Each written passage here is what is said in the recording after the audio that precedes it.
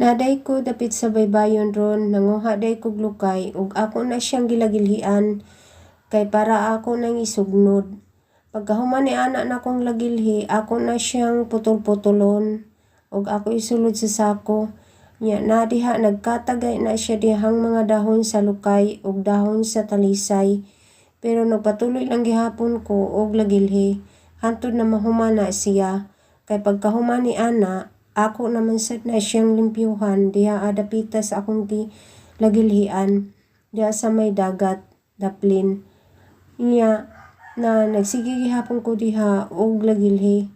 Nya ang ako dihang postura ron, mura gyud. Naday ko story kabahin sa usa ka ferry. Kani nga ferry, tulo ni sila ka managsuon.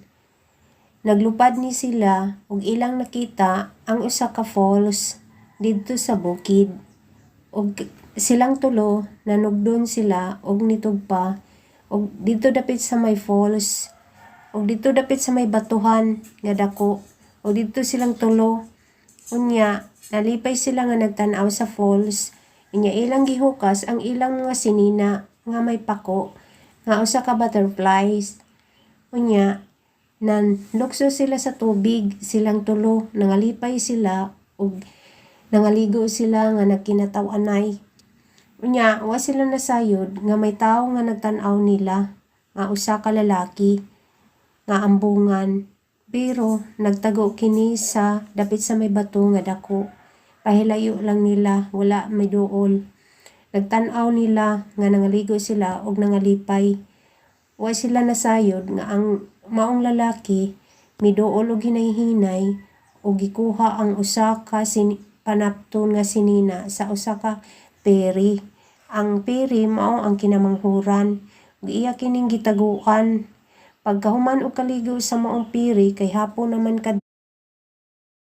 pagtanaw sa kinamhuran na piri, wala na ang iyang panapto na sinina na ihilak siya tudo kay dili na siya makabalik sa ilang kaharian sa paglupad.